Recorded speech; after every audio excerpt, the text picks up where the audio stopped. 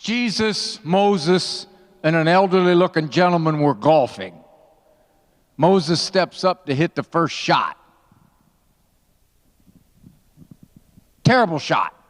Head straight for the pond. Moses runs up to the pond. Parts the water. Ball bounced across the bottom of the pond up onto the fairway. Jesus says, "That's a fine shot, Moses." Elderly-looking gentleman's thinking, "What did I get myself into?" Jesus steps up, hits the next shot. Terrible shot. Heads straight for the pond. Hits the water. And sits. Jesus walks across the water.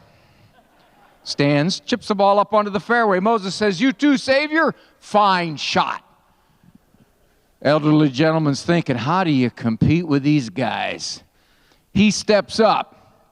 Hits the worst shot of the three.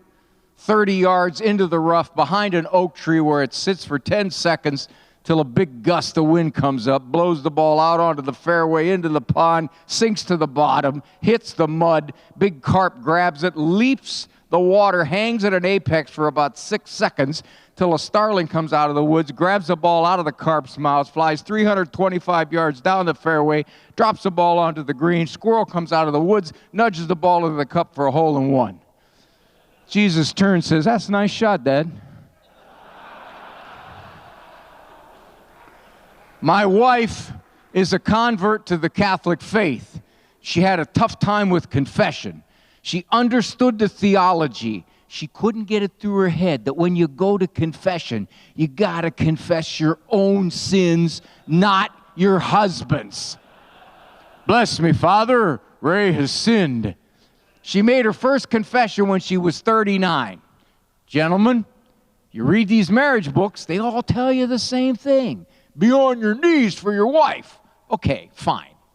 She goes into the confessional. I get on my knees. I stay there the whole time she's in there. So I took a week off from work. She came out. "Well, honey, what do you think?" "Yeah, you're right, Ray. I feel clean." Good. That's good. So what'd you tell Father?" "I'm not telling you that." "You can tell me. You're not bound by the seal." "I'm not telling you, Ray. I figured it out.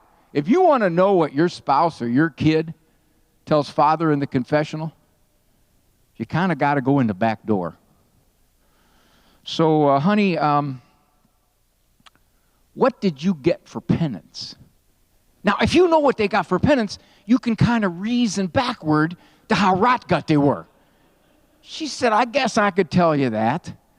I got a rosary." "A rosary?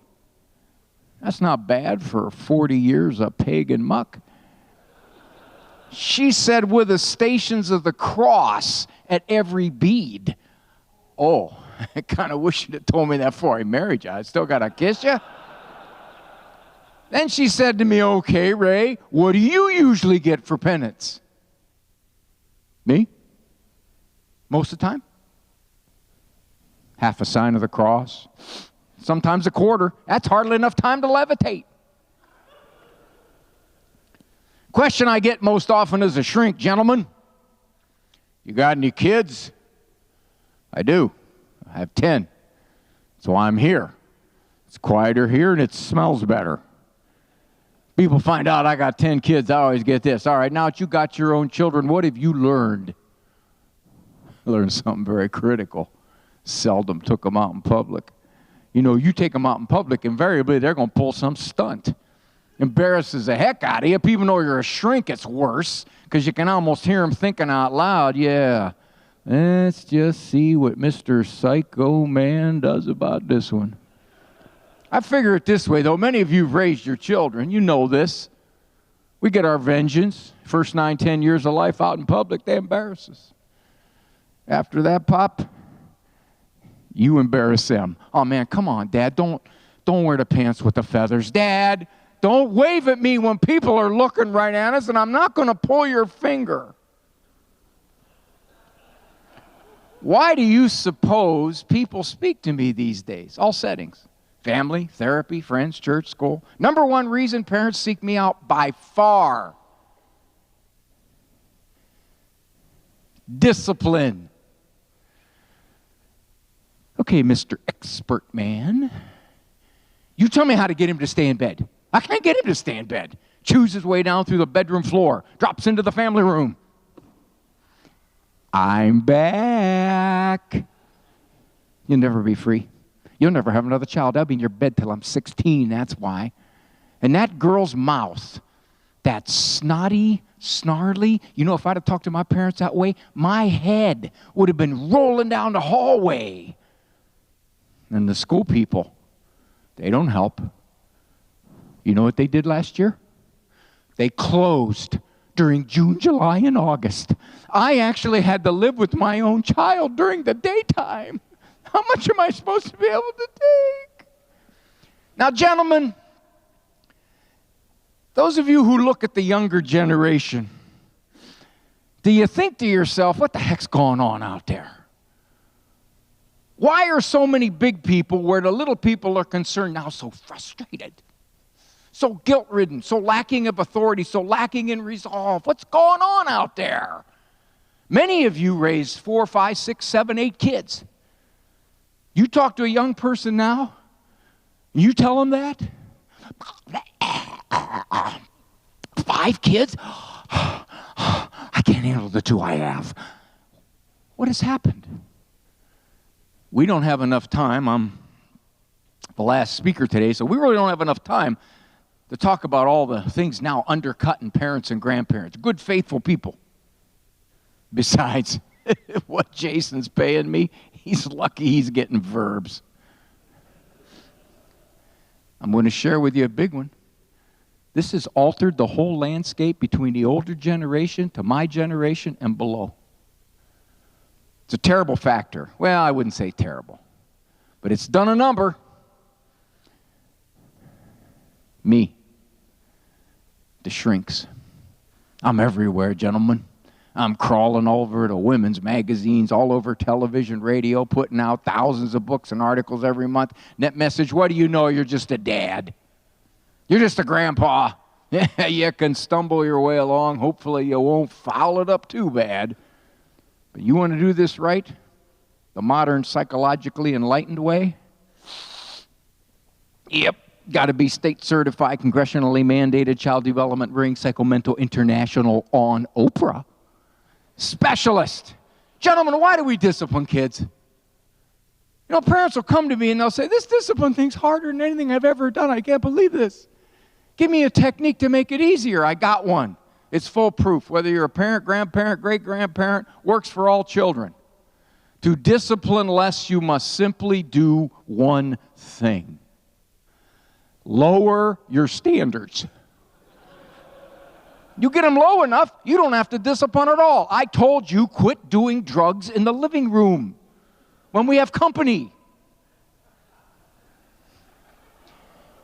We discipline, gentlemen, because whether that's our kid or our grandkid, we love that kid, and we don't want them to do it. I guarantee you, men, every little kid in your life, every kid in your life is going to get disciplined. It's going to happen. The only thing you can control is who does it. You see, because if we don't, they will. Judge, landlord, army sergeant, police officer, employer, I shudder at this next one, a wife. Somebody's going to teach them. And the world will crush them. I say often, discipline without love may be harsh. Love without discipline is child abuse. Because you're just delaying it, that's all. They're going to run smack up against those people. And as Timmy was talking about earlier, there's only one person who conquered the world. Our kids won't conquer the world. The world will conquer them. Now, part of the problem here, parents used to understand a core reality. I am dad. You are not. Nowadays, we got these young people so skittish, you leave him on the pot for 4 minutes too long, he's going to grow up to be a tattooed face motorcycle gang member on Springer. You named him John because you were hoping it would help in the toilet training. I'm going too fast for this whole group right here. I was 3 years old when I said this to my mother. I don't like you. She looked at me. Raymond, you're a little behind. I stopped liking you last year. You know, I was back before you could psychologically smack parents around, you know. One of my kids tells me I don't like you, so what? I got 5 or 6 who do. Any given moment, I got a 50% approval rating. There's an interesting phenomenon that occurs in my office, gentlemen. A parent will come in and describe a litany of trouble about this long. Then they'll say this: I think I'm giving you the wrong impression. You know, overall, he's a pretty good kid. How is that? Well, he's not on drugs or anything like that. Gentlemen, one of the new moral high bars, he's not on drugs. I ask my clients, what do you want looking back at you at age 22? What would you hope to be able to say? Now, we got no guarantees, but hope. If you're content to say, well, yeah, the way kids are turning out nowadays, I'm counting my blessings. Parole officer says one of the nicest kids he has. I tell my clients, you don't have to be that good a parent. Parent like the culture out there. You'll probably have a kid not on drugs. But if you wish to look at that child at 22 and say something like this: I think he's 1 in 100. Morals, character, compassion, seeks God. That's a beautiful human being. I challenge every one of them. You ready to be a 1 in 100 parent, 1 in 100 grandparent? Gentlemen, look at you.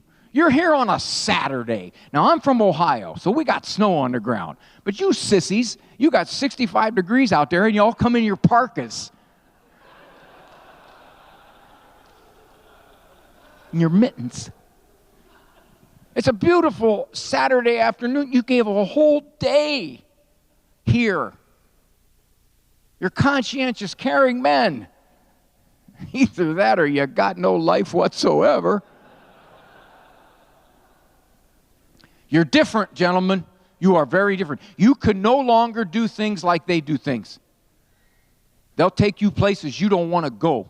With your kid, with your grandkid, with your wife, your family. You can't be like them anymore. The experts don't think like you do. Type in child self-esteem search. Now, last time I looked, 100 million plus options. Self-esteem is the new preeminent moral virtue, even though it's not related to much of anything, gentlemen. Type in child humility search. When's the last time you heard an expert talk about humility? My humility is something I'm very proud of. My newest book is back there. My humility is what made me great. Can you imagine our Lord going up to the apostles? Simon, there for a while I toyed with changing your name to Peter, but I decided against it. I didn't know what that would do to your self-image. You know, you've always seen yourself as a Simon. I go changing your identity to Peter. Now it changes everything, and I don't know what untoward psychological ill effects that might have. However, I've spoken with my father, and he and I agree you have a future in this operation. If you can conceive it, you can believe it. If you can believe it, you can achieve it. 12 more weeks of Tony Robbins management courses. Simon, you'll run this operation. Probably not. By the way, I always wanted to go to confession like the politicians. Bless me, Father. Mistakes were made. And I would like to apologize if God took something I did out of context, misinterpreted it, and became offended by it. I'm sorry for his sensitivity. At one point, gentlemen, my children were 12, 11, 10, 10, 9, 7, 4, 3, 2, and baby.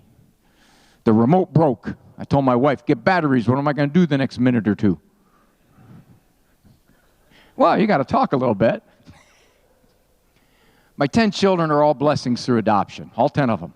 I don't know if any of you are adopted parents, grandparents, but the agencies do not tell you this. I figured it out about the third kid. It's a great benefit of adoption.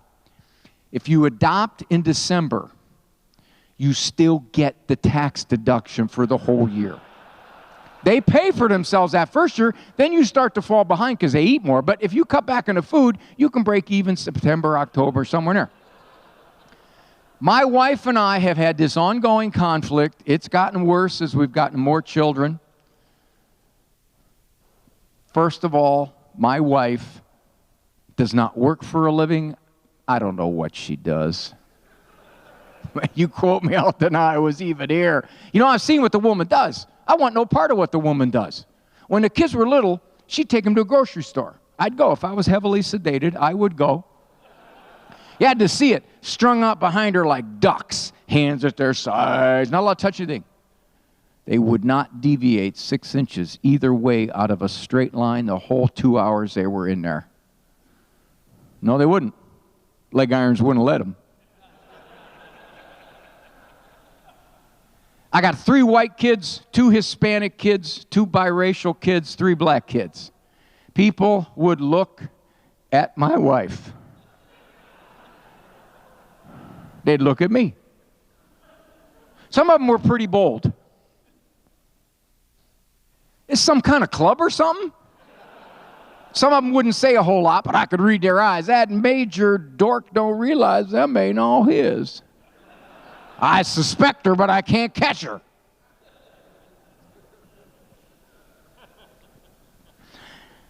I learned a lot of psychology, gentlemen, from my father. My father went to God before I was born. Excuse me, Lord, I'm going to raise a whole bunch of kids. I don't want to complicate the whole affair. Give me 8 or 10 phrases. I'll just repeat them over and over. I saw those hands go up. Virtually all of you guys are dads or grandparents. I want to say something to the men. Normally when I do this talk, we don't get this many men, so I'm going to digress for a moment. You know what I'm hearing from the ladies, gentlemen? More and more of them are telling me that they are doing the major share of the discipline in the home. They're setting the standards. They're setting the tone. And Disney Dad over here, Mr. Good Time, Mr. Easygoing, laid back, oblivious, Mr. Not Notice Nothing, Mr. Honey, I was that way when I was a kid. I think I turned out pretty good. And the women are thinking, let's gather the relatives and vote.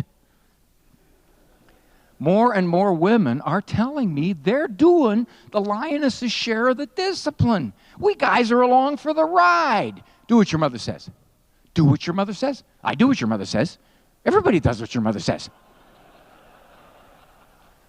Next time you hear her locked into a battle, whether you're a parent, grandparent, with a kid, don't sit in the Barcalounger in the other room thinking to yourself, I close my eyes, I can't tell which one of them's a 9-year-old. Get in there. Protect that woman. It's not just your mom you're talking to that way. Or, as it were, your grandma. That's my wife. You go sit down. I'm going to see what she wants me to do about this. Well, you just don't want to correct off the bat. You better get it in writing or something. And then I'm going to do more. And I'll tell you, gentlemen, you protect that woman a few times. They will feel very affectionate toward you. Sometimes I'll give my boys a couple bucks. Go down and give your mother grief. I'll be right down. Worked pretty good till she found out I was only giving them a couple bucks. You know the definition of impending middle age? It's when your wife gives up intimacy for Lent. And you don't realize it till Monday after Easter. These guys are looking at me like, what's your point, man? We know when Lent is. January 6th, August 28th. When are they going to shorten up that church calendar there? Dads are not as versatile as mothers. We're all kind of stamped out of the same mold. I finally figured out why that is. You know how moms have to go to Lamaze classes to learn how to be Maz? He's looking at me like, did I get batteries for the remote? Dads must go to La Paz classes. First time I heard this one, I was 3 years old. You going to cry? I'm going to give you something to cry about. First father ever to fling that one around. Raymond, you go get me something to spank you with. But fathers are generous people. My dad was always giving me something. Dad, I can't shovel the snow. I got a bellyache. Raymond, I'm going to give you a bellyache. I was always giving you something. You are not going to find I'm going to give you a bellyache in any parenting book. It's an iMessage, but it's not there. By today's enlightened psychological standards, my father was a parenting barbarian, a Neanderthal. Judge it by the acid question. Not was he psychologically correct. Gentlemen, a culture's in big trouble when psychological correctness is replacing moral correctness. When more and more people are asking the question, is it normal? Rather than, is it right? That's perfectly normal for a 3-year-old to melt down fit on you. It's not good. 14-year-old girls will get snotty and disrespectful if you let them. It's not right. The question is not, is it normal? Sin is normal. Is it good and right?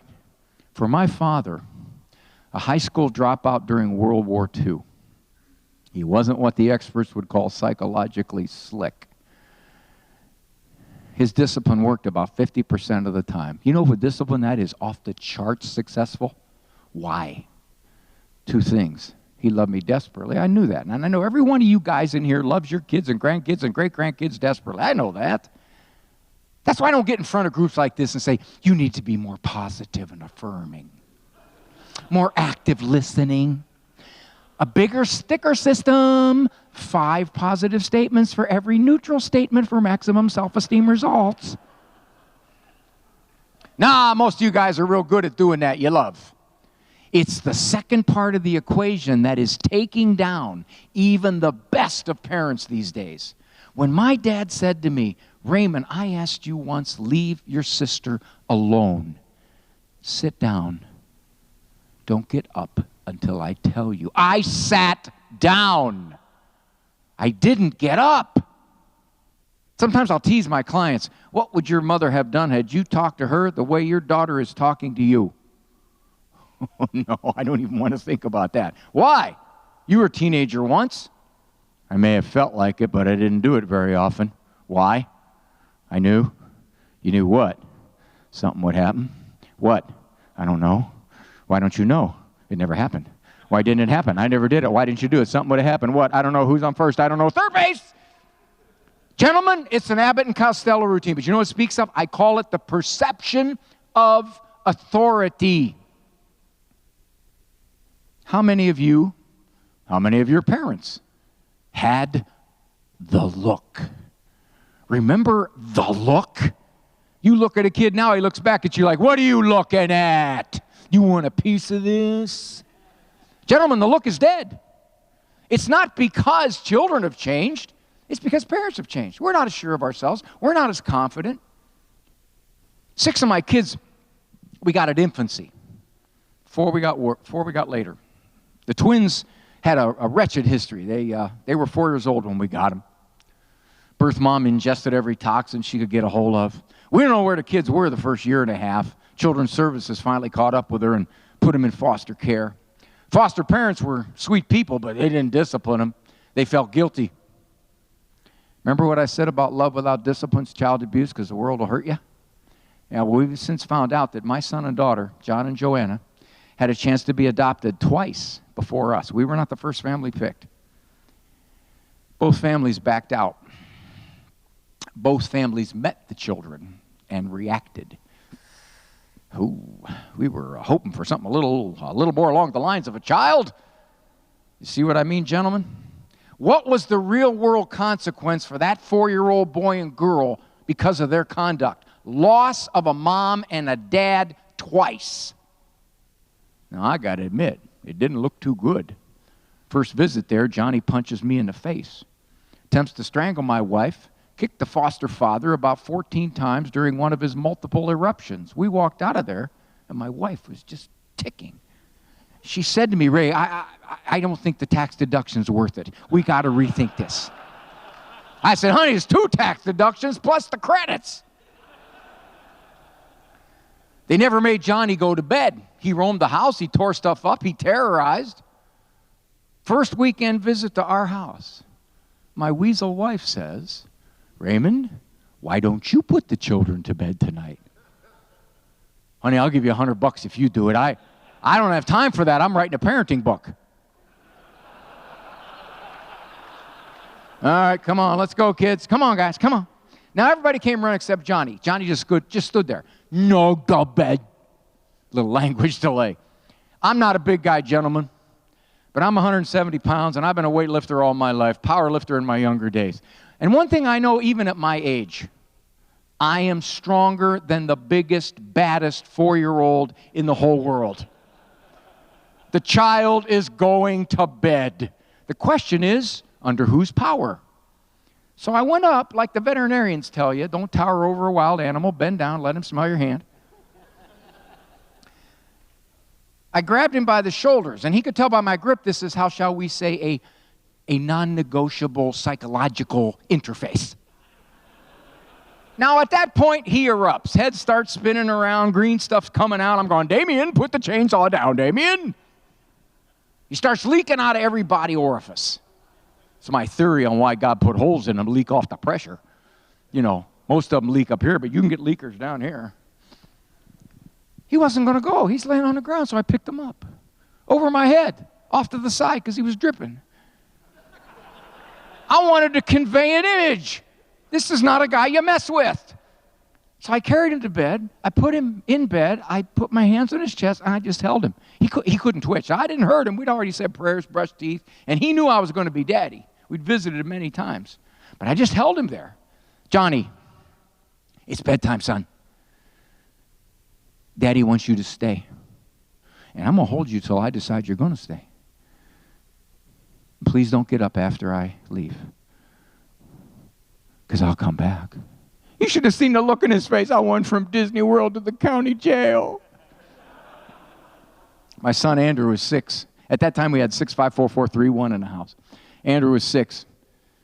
He's looking like this. I said, Andrew, would you please talk to your brother? Johnny, Daddy says, go to bed. You better go to bed.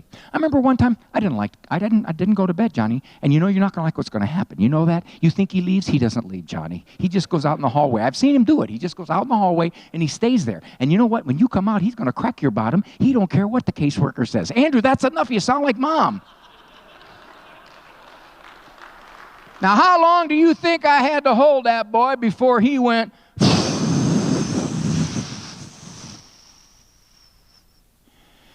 It was under a minute. Is that because I'm such a great disciplinarian? My wife's a better disciplinarian than I am. Perception. He didn't know how to read this guy. Like I said, he knew I was going to be dad, but he couldn't get a read on me. This guy looks like he means it. This guy looks like he's not going to let me get up. Had the foster parents tried that, they'd have been for all-night battle. Because his view of them was no authority, no authority, no authority, don't try it. Plus, I had a tattoo put right here, said born to kick butt.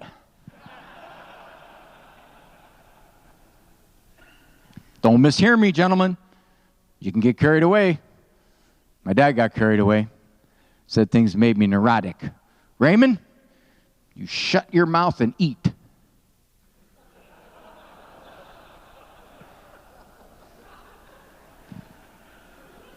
I'll teach you to backtalk your mother, young man. Come on, Dad, I already know how. I've been doing it for years. I'll show you to hit your brother. Go ahead. You fall out of that tree, break both your legs, Buster. Don't come running to me. My children have what the experts would call risk factors. Now, in psychological parlance, a risk factor is anything that would make a kid tougher to raise. Poor prenatal care, poor postnatal care, abuse in the womb, neglect in the womb, high maternal stress, low birth weights, heavy drug exposure, crack, narcotics, barbiturates, heroin, cocaine, nicotine, marijuana, alcohol. My son Peter, birth mom was told, you're pregnant. Don't worry about it. There's a blood clot going next to the baby. Baby grows, blood clot suffocates baby. Problem solved. The problem made it. Born 2 months premature, 1 month intensive care, but Petey made it. My daughter Elizabeth. Birth mom got pregnant in the 7th grade. Went to Akron, Ohio to solve her problem. She didn't realize she was in her 7th month. Now, gentlemen, a lot of groups I talk to are not like you. You're pro-life. Groups I talk to at best are amateur life. And so I watch their faces because they don't like when I say this. In the 7th month, that baby's bigger. You can't flush them out, suck them out. You got to pull them out. And you got to pull them out piece by piece and crush skulls.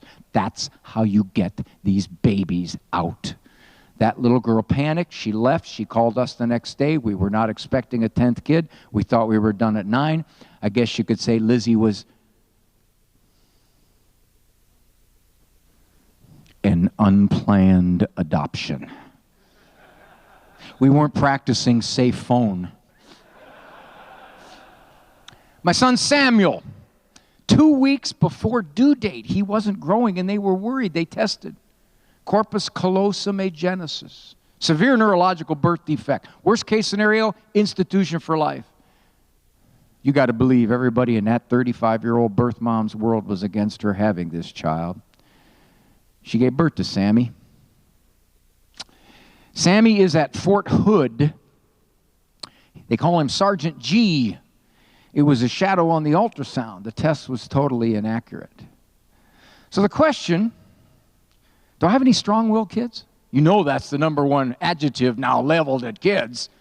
So strong-willed, mind of her own, stubborn, streak a mile wide. This child is so independent and determined. 8 gone on 18. 8 gone on 18. Very high maintenance youngster. Very high maintenance. Challenging child. We have a challenging child. Pediatrician told us we have a difficult child.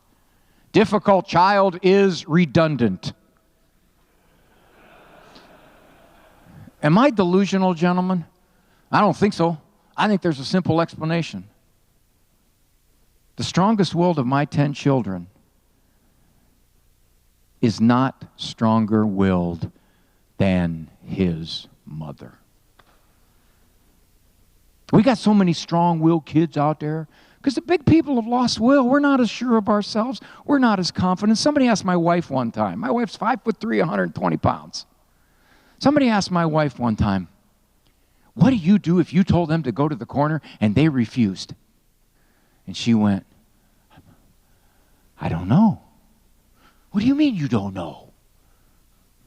Well, they never have. What? Do you know the average American parent cannot get a child to go to the corner requesting them one time? Please go to the corner. Go to your room. Put your head down at the dining room table. You sit down and you write 50 nice things about living here. The average American parent can't get that to happen without a brawl, without an argument, without a fight, without coming out of the room 27 times. These are not strong-willed kids. These are weaker-willed parents. Now, they may be loving, good parents, but they've dramatically underestimated. And the horror stories I hear, 8-year-olds punching mothers and kicking holes in walls, and mothers are daily communicants. These are not bad people. But they simply have dramatically underestimated the calm, confident, strong authority they need to have. There's no way we could have taken on those 10 kids without my wife, who did the lioness's share of the domestic work, having that kind of confidence. You refuse to go to the corner on us, and we will shut you down. Completely. Everything. You like green beans? Because that's what you're getting for lunch until you go to the corner. Yes, gentlemen, and it's sad, it's tragic, because you know what happens? We look at the kid. What is wrong with you? Why is he like this? You know, he's oppositional defiant disorder. He's ADHD. He's middle child syndrome. He has this. We look at the kid and we go, what's wrong with this child? Instead of looking at ourselves first. I do marriage counseling. Once every 5 or 6 years, I'd like someone to come into my office and begin like this. You know why I'm here? Because it's finally occurred to me. I am extremely difficult to live with. And I had to talk my spouse into coming in to help me take a good, hard look at myself. And that's not the way it goes, man. I'm going to bring my spouse in, I'll tell you what's wrong with my spouse, and you tell them straighten up. Now, I want to share with you before I go just a few of the more common non-parent explanations. Diet. Cut out anything red, cut out anything sweet, cut out anything artificial, cut out anything that remotely tastes good. Give him a dry cracked wheat brown berry tofutti sandwich on bean sprouts. This kid will get better math scores, kiss his sister on the lips, and paints murals on the church ceiling. There's only one problem with diet. It doesn't have much research support. Oh, it's good for health and nutrition. Our kids' diets are atrocious, and there's more systemic allergies than there used to be. We don't know why. But the idea that if I eat this, I'm going to act like this has a very weak link right there. That notion has been swallowed whole by our culture. He went to that party. He had 3 Reese's peanut butter cups, 2 cans of Mountain Dew, and a Kit Kat. He came home and torched the dog. Now, I told those people, no Kit Kat. It was the Kit Kat. Probably not. Birth order, middle child syndrome. I tell parents, you're that afraid of middle child syndrome, don't have an odd number of kids. Got an odd number, have another one. Give one away. Wipe out that middle spot. You know the truth on birth order? It only holds one place, just a little bit. Oldest only. As a group, more independent, more achieving. Maybe they develop a shade quicker. I don't think that's their position. We all change our styles.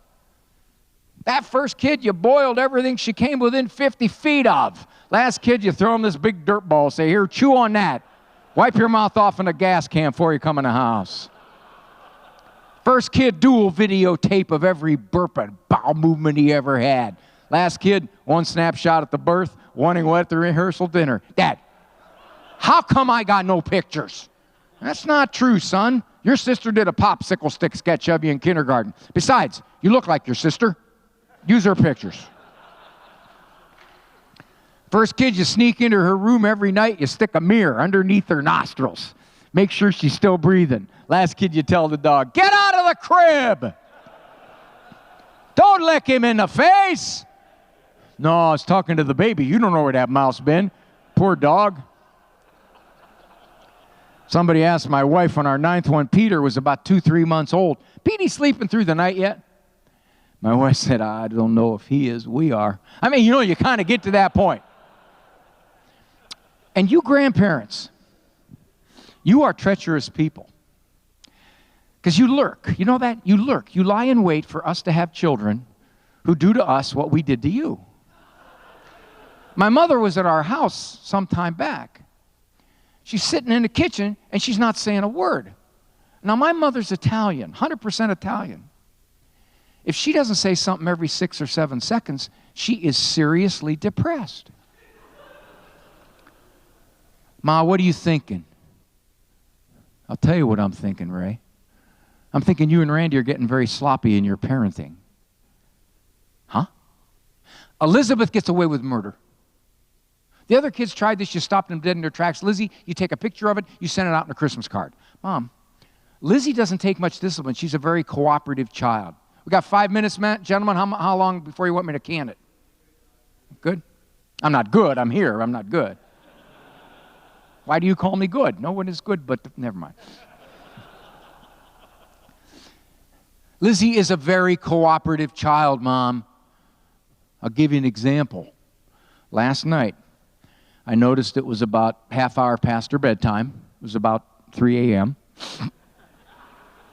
All I had to say was, Elizabeth, bedtime, please. That was it. Immediate cooperation. She took out her cigarette. She put it in the ashtray. You know, the other kids flick their butts on the floor. Not Lizzie, in the ashtray by age 7.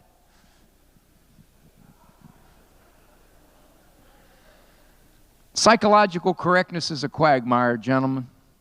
You'll overthink, you'll overanalyze, you'll overtalk, you'll overnegotiate, you'll underenjoy. And I'll tell you what is particularly treacherous for Christian parents and grandparents. Because we're going to parent against that culture now. This is no longer a culture on our side. It's not. So when you have standards and you enforce them, I'll give you a small example. Do you know what the average age right now getting a smartphone is? It's 8 to 10. That's the average age. Now think about if you have a 13-year-old grandson, granddaughter, or 13-year-old child who doesn't have a smartphone. They're in the bottom 5%. 13. That's horridly too early. Take it from my perspective, men. I see nothing but trouble from these things. First of all, you're connected to the whole world with any sewage it wants to offer you. Second of all, even if you don't go there, you're at grandpa's birthday party, you're off in a corner doing this. Yes. Or you've got some guy that you've fallen in love with and your parents know nothing about it. Because why? Well, you take the phone to bed and you guys have been texting for the last 6 months and he's the center of your world and you're 12 years old and they don't even know about it. But if you have to stand against that, if you have a 15-year-old who doesn't have a smartphone, you know, you tell them you'll give them a flip phone because we have to know, like, when practice is over and it's a good safety feature and we have to stay in touch. I agree. Get them a flip phone. Ooh, what is this? How does it work? Do you have to crank it? Does it bite? Ooh, I'm not using this in front of my friends. And so what do the parents do? They lay over. They retreat. They give in. They're afraid. He's going to resent me. He's going to puke up religion when he gets older because I represent religion and my kid's going to hate me. You know what I tell parents? If my kids go wayward, I can live with myself if they had to go through me to do it.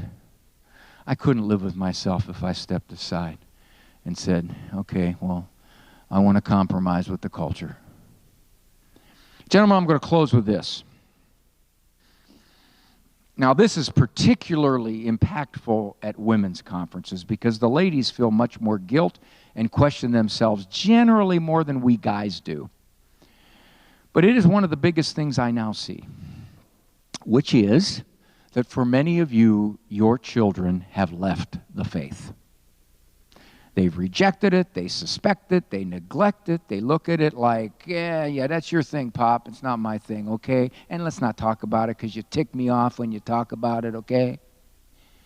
And so what happens is there's a natural beating up of ourselves. Where did we go wrong? I tried so hard. I read the lives of the saints in the original Aramaic. We prayed the rosary kneeling on broken glass as we levitated. Where did we go wrong? And you beat yourself up, and particularly your wives. I certainly wish your wives were here, and I know many of you are not going to remember this. However, I do have it in some of my books, a little cheap plug there. I'm going to prove to you right now logically that your days of beating yourself up and your wife's days of beating herself up are over. Simply just answer yes or no to these questions. Is there a God? Is Jesus God? Was he sinless? Could he perform miracles? Did he have a perfect understanding of human nature? Could he get most people to follow him? Oh, I see. You think you're better at this than the God man. Can you do a miracle? Can you even do a crummy card trick? Our Lord himself couldn't get most people to follow him. Who do we think we are? Some kind of spiritual formula? You got to apply it. If you do it just right, they're going to guarantee themselves into the faith, and you're going to beat yourself up because you were deficient? I got 10 kids. Some of them going to serve the church. Some of them probably going to serve time. I got one going to Penn State, one going to State Penn. I will not tie my piece into the way those children behave. God asked me to raise them as best I could. I think I did in all my human frailty. And I'm not going to sit and be miserable because they're making bad moves. But I have an office full of parents who they can't live in peace because these children are just yanking them every which way but loose, and they're 42 years old. I do have a lot of the books available, gentlemen. Faith, Marriage, Discipline, Why Do We Believe What We Believe. I do have them. I'm going to hang around for about 15 minutes afterwards or that. I guess I'm going to go to the vigil. St. Anne's has a 4:30, I understand, what John was telling me. Is that true, St. Anne's? I want to close with this, gentlemen. It's kind of a touching love story, and this is what can happen, I think, when with Timmy was talking about solid marriages. Elderly gentleman and his wife were shopping. She bends over, picks up a can of clean peaches, sticks it under her coat, tries to walk out without paying. Woo! Goes before the judge. What'd you do? I stole a can of peaches. How many in a can? 12. 12 days in the county jail then. Her husband can't believe what he's hearing. Your Honor, please, may I speak up? Go ahead. She also stole a can of peas. Thanks, gentlemen.